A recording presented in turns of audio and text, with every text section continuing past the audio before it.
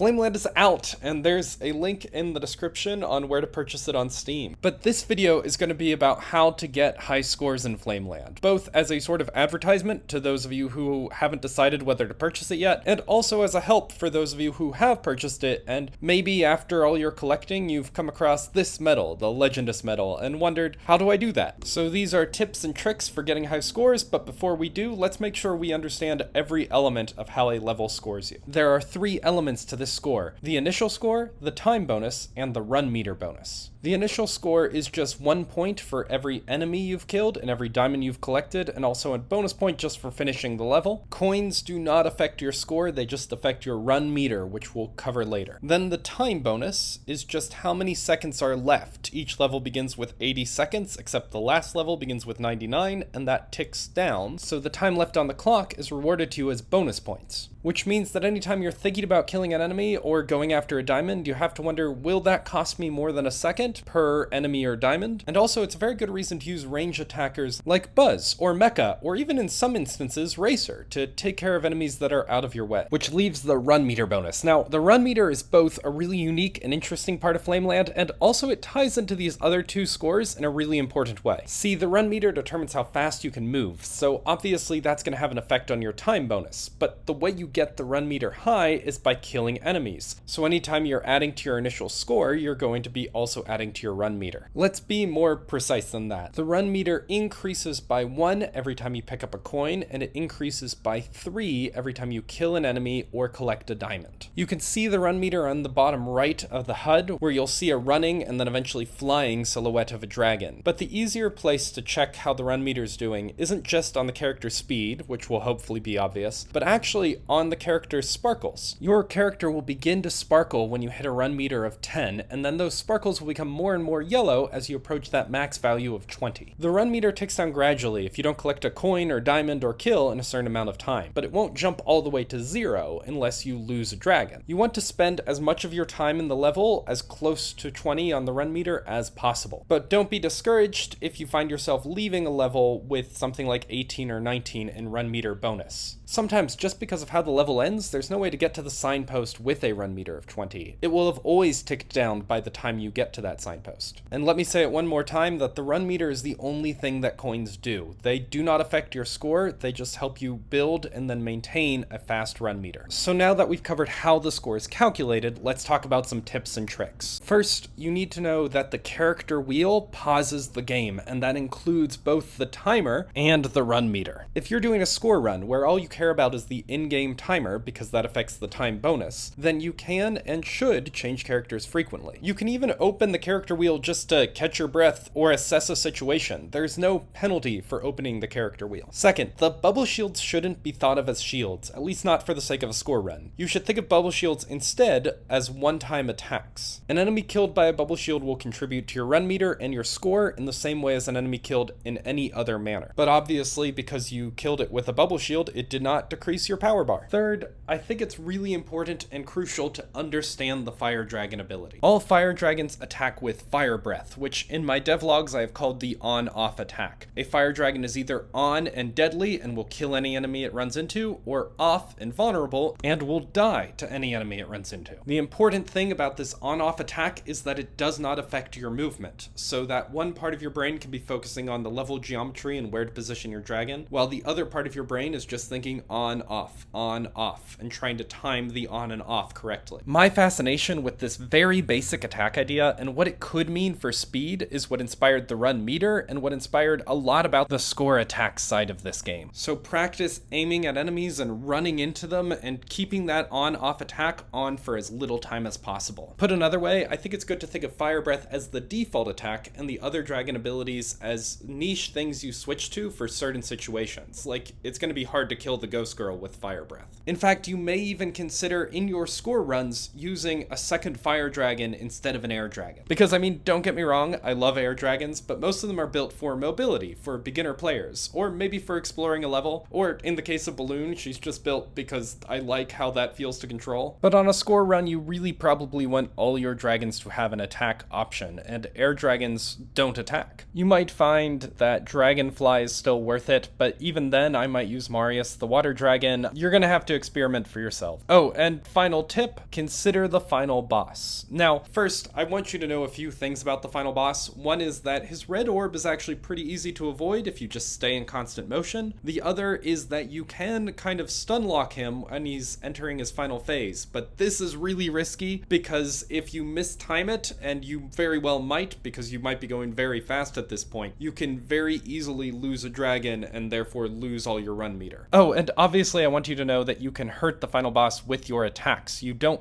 have to use the magic orb, though at some point you'll probably need to use the magic orb in your fight. But none of that is my tip about the final boss. No, my tip about the final boss is that you should be considering in your very team building which dragons you think can beat the final boss best, which dragons might even be able to kind of cheese the final boss. That's the moment in the game when you are going to be at your most stressed and it's going to be the easiest to mess up. So having some way that makes it easier for yourself is going to be crucial. Now, as just a demonstration of some of these ideas in action, I'm going to show you the first room in the beach level, and I'm going to use just the starting roster so I don't spoil any dragon abilities. Please notice how I use Buzz to snipe an enemy, please notice how frequently I change dragons, and also please notice how mainly I'm using the fire dragon. Anyway, I hope these tips have been helpful and have given you something to think about as you try to route your way through this game. I'm so happy seeing people playing it and seeing the achievements come in, and it's so cool to see 3 scores on the leaderboard that aren't me. Thanks for watching, everyone, and if you want to buy Flameland, again, there's going to be a link in the description and in the comments. Oh, sorry, last thing, check out this fan art. I have fan art now? That's so cool! I love this. Thank you to the creator of this pixel art, it's beautiful.